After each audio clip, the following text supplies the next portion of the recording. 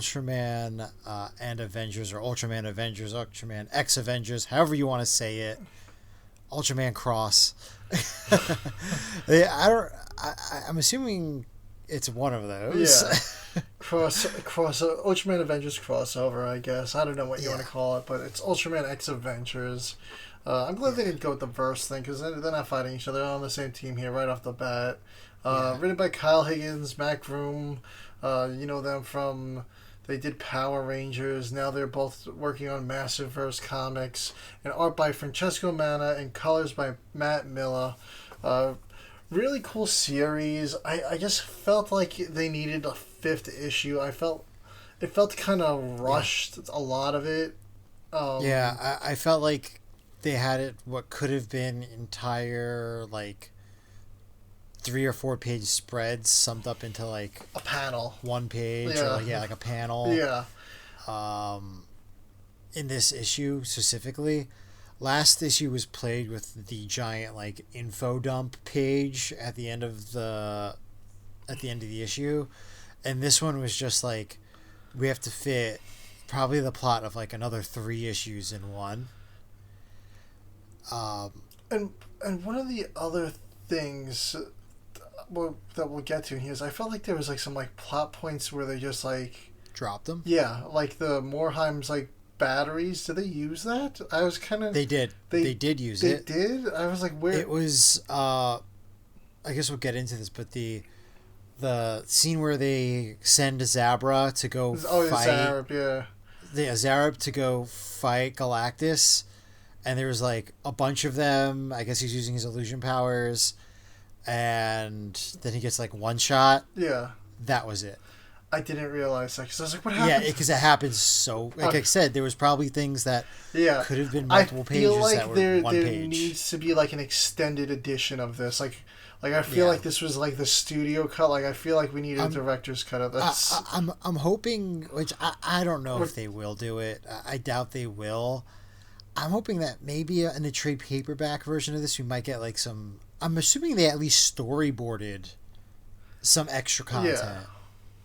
I don't know if they've, I probably didn't get all the way into production, but, I understand what happened with this. I think it was about like 3 years in 3 years in development with this crossover. You have licensing getting involved. I don't know if Marvel's the hottest on the whole Ultraman thing. And you have 2 of the busiest comic book writers kind of like guest starring writing this series. I mean, they wrote the whole Ultraman series, but I mean, like, this isn't their main gig. Yeah. This is just like... They're like, we're going to write it when we can write it. Yeah. Yeah, so... I mean, I don't know when we're going to get the next series, or if we're going to get one, because I feel like we need, like, a conclusion to this. Like, we do. A conclusion of this arc, but, like, we need, like, a full conclusion to the story. Yeah. I mean, we got... Yeah, I really hope this isn't the end. Yeah. They like half wrapped up some stuff. I feel like the characters of the Ultra series didn't get any finalization. They didn't get their closure. Their villain's still on Earth. They gotta close out that story, and they really do. And I'm really hoping that's this year's Ultraman Day announcement, is the announcement of that series. Wrap it up. Yeah, and I felt like to an end. And I feel like this issue, I feel like a lot of characters didn't really get much shine at all. Yeah. You have Shin having conversations with him and Captain America, a short conversation with him and Captain Marvel, an even shorter conversation with Father of Ultra. You have some Spider-Man highlights, and that was it. Yeah. That was really like the shine that characters get. Besides that, it was kind of just like a lot of like, okay, let's go. Kiki's in two panels. Yeah. Yeah. With her like unoriginal Iron Man. I really wish they. No, she didn't even have the Iron Man costume on. They dropped that plot. She had it. She had it when they got on World. She did have it. It was very confusing because there was 2 red Iron Man. I was I didn't even notice. I wish they gave her own color scheme for the Iron. I don't know why they didn't just give her a silver and red one or something. Yeah. Yeah. I mean, it was a great series. They did a fun nod with Miles and Peter piloting Jack the mech. So they're like, oh look, now we're Spider-Man with mechs. Like they're referencing the Japanese Spider-Man.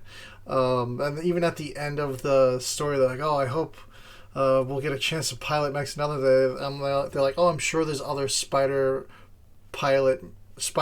mech pilots out there, which could be a reference to May Parker, not May Parker, Penny Parker, which is very popular right now. Yeah, she's very popular right now. I'm thinking it's probably also a nod to just Japanese Spider-Man. Well, they did mention him in the first issue. But it could have also been they did the What If Mecha series, where they fought the Hulk monster. Could be a reference to that. Yeah. I think that they're definitely getting more into like the mech stuff. I hope that they do more stuff with Penny. I do think that's kind of like, it would be cool if they did a series, like an actual animated series. I don't know if they would, but overall, I thought the story was really good. Do you want to just start getting into? We can get into it. I mean, stuff? It pretty much picks up right where we left off. Galactus had a taste of that planet of light energy, and now he's pursuing it in space. Father of Ultra senses it, so he sends out Taro to intercept him at the Leo M Nebula, the galaxy Leo M, and he blasts him and brings him down onto whatever planet there. I'm assuming it's one of the Leo's planets. He battles him there, and he doesn't win. But by the time the rest of the team gets there, they detect Galactus' energy. They intercept a message from Father of Ultra on the way. Basically, Father of Ultra is like, listen, if he does get to the planet of light, we're going to let him destroy it and consume it, because if we kill him, it's going to... Somehow killing Galactus will wipe out the Avengers universe. So it would kill trillions upon trillions of people, basically, is what Father of Ultra says. And also he's not doing it maliciously. It's just what he's supposed to do. He's just like hungering. I don't know enough about Galactus to really get into this. But basically, I always see him as such like whenever I see him, I don't like Galactus. I think he looks so stupid. So whenever I see him, he's got a big goofy hat. Yeah, I'm always this freaking guy that's in every single Fantastic Four story ever. Yeah. So I'm like, Yeah. But, so I thought that conversation was really weird with Father of Ultra, because I thought that they would try to get a bit into the lore, and it seemed like they talked about that like off camera with him. Because he knew about Seven, he knew about... He's like, I'm glad he's alive, and all that. So it seemed like they discussed that stuff off camera. And the one thing I thought about that was weird about the art was, like, if you're reading, like, the flow of the conversation, they never actually ended the conversation. They just started walking away with him, and he's still talking in that panel. Yeah. It was, like, really... Like I said... Like, they just, like, okay, we're moving the plot along. And they literally have their backs turned away from him. They're walking out the door, and there's still a speech bubble from him. Yeah, I guess they're like, oh, well... We gotta get going. Into the next scene. Yeah, so they're in the hangar, talking with Iron Man. Iron Man's like, hey, the Spider-Man and the Jack crew are still in recovery. Well, Jack crew's in recovery. Spider-Man's helping out with a project that we find out about in like a page. So they're not coming to space. It's just going to be us. And then Captain America goes over to Wasp and he's like, you have any of those particles that make things big? And he's like, yeah, I have a couple for an emergency. And now they go into space. They're flying over to the land of light, but they realize like, oh, Galactus is stopped about halfway there. We miss what would have probably been a cool fight between Taro and Galactus. And we just find Taro on the ground. Yeah, Taro's like, I couldn't beat him, but I tired him out enough that he can't leave the planet yet, so we still have time, and I've delayed him. So if we could stop him here, this is where we're going to stop him. So in this Leo galaxy, this is where they're going to fight Galactus. That's when kind of seemingly the most shoehorned plot they point just in this whole thing. Star and Jack just appear out of nowhere. Spider-Man's piloting Peter Parker, and Miles is on the outside, seemingly holding Jack together with webs, because apparently Jack's still in like really rough shape from the previous battle. But he's also space-worthy. Yeah. Because of the web. So yeah, they fight because of the web. So yeah, they fight. It's like, oh, here we are. Like, there's Bemstar on the ground. But also, this thing is really rickety and it can't help in the fight against Galactus. So we're here to cheer you on. Yeah. So they devise a plan. They've been trying to convert Zarab. Am I pronouncing that correct? Zarab over to their side, and apparently they're like, "Hey, his species is really racist." So just be like, hey, he's an outsider, and can you really trust an outsider? And we can get him on our side. So they did that, and he's like, you know what? I will fight him. I'm going to go along with this whole dark energy battery plan that you guys have. And again, we mentioned this is one page. Zarab goes, jumps in, has like this whole like Tien Shenhe like clone attack that's going to go on Galactus. Galactus one-shots him. Then it just cuts to like the next page where they're like, so that didn't work. What now? And that was like their grand plan. Like, yeah, that was what we spent like two I think issue 2 was all about. Yeah, they infiltrated the Science Patrol base. Then issue 3 was all this build up. So yeah, that was the grand plan just shot. Yeah. So now they're like, all right, we're gonna just fight them, and they just kind of get into the fight super quick. Captain America is like, all right, Wasp, do your thing. When I throw my shield, you throw it at that. So he throws his shield. Ultraman gets the shield. It's gigantic now. He's able to take Galactus's blast. And then like the Avengers and Ultraman kind of just do a combined spatium whatever. They also throw the shield at they throw Galactus. the shield because it kind of like knocks him back. Then they do their blast. And knock out Galactus. And Galactus comes to, and Taro's there with a Ultra Key, which is the key that controls the planet of Ultra, the land of light. Their gravitational... Yes. There's a whole arc in Leo that I just watched a couple weeks ago where the key gets stolen, supposedly by Astra, Leo's brother. But it wasn't Astra. Astra was imprisoned, and it was a copycat. And basically, the whole Ultra Brothers have to come and fight Leo. Well, they're going after Astra, but Leo sides up with him. Basically, the key puts the whole planet of Ultra out of orbit, and it's going to crash with Earth. So Earth is going to blow up the planet of Ultra if the key is not returned. But this key, besides just controlling the planet of Ultra's orbit, is like an incredible super weapon that could just blow up a planet. Like, it's a portable Death Star that Ultraman could hold in his hand, if you want to think about it.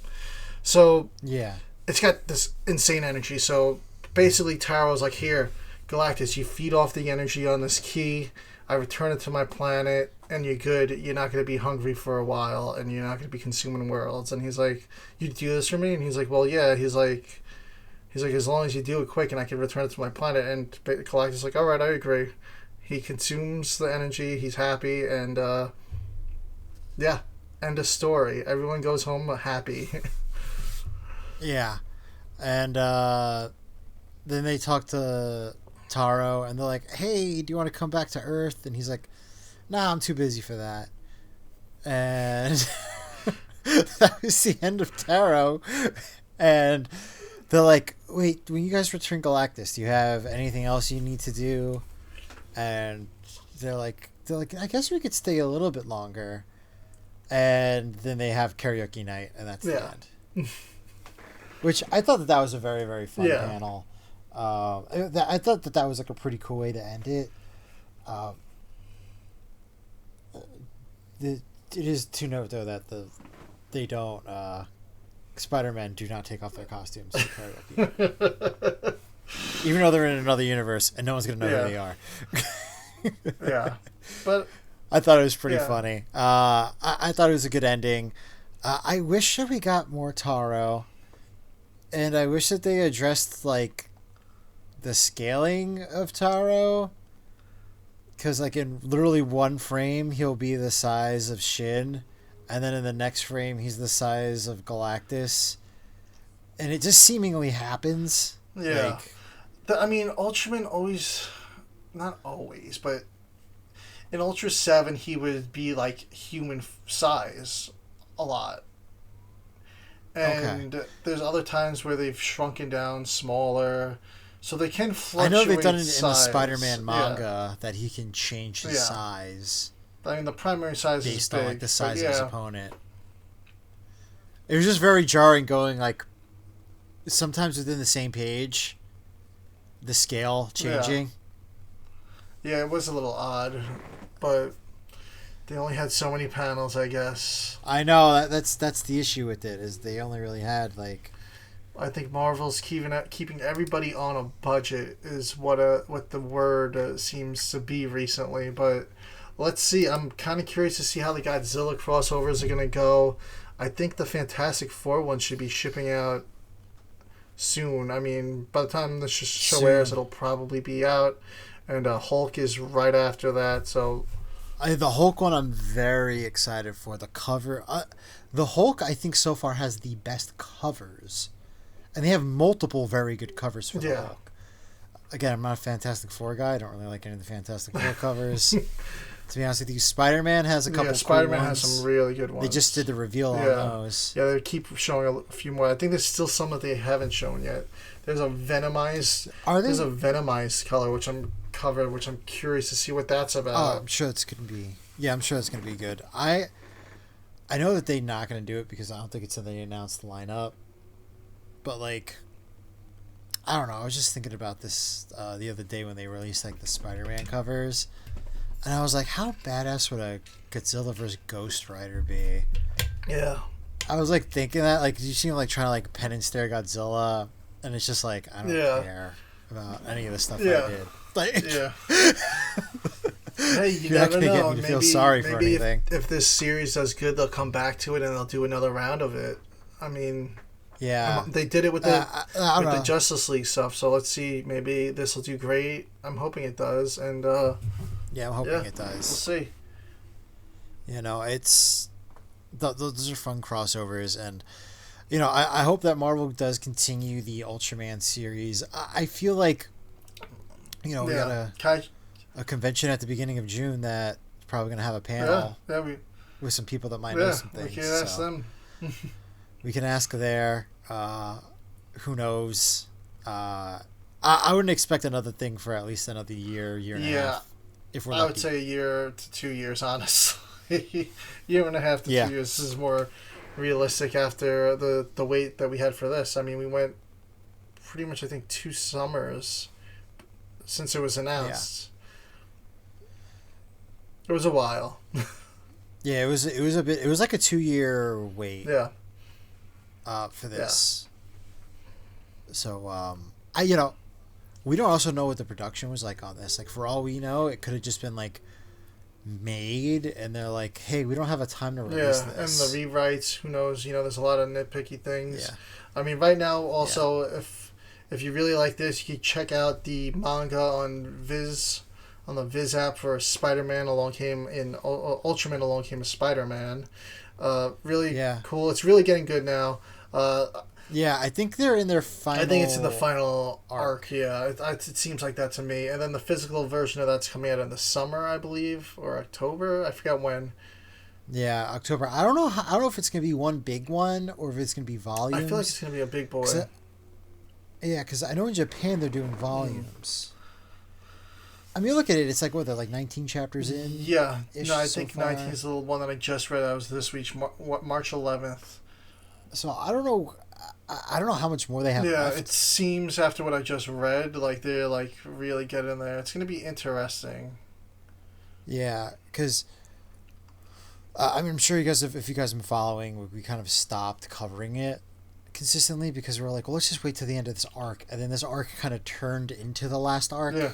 Like they took the final fight of this arc and then kind of like extended it, and now there's like another like a big twist at the end of it that kind of extends it. So it felt weird to kind of cover it. We'll probably cover it like once it's done. It'll be like. Yeah, I think we're gonna cover it once it's done. I definitely don't think it's a perfect series, but I think it had some really good ideas and amazing art in it. But yeah, it's an interesting. It's a good read. Yeah, I think the first two arcs were good, and the Gango arc really kind of like slowed it down a little, honestly. But where it's at, and that's unfortunately the arc that led into the final arc.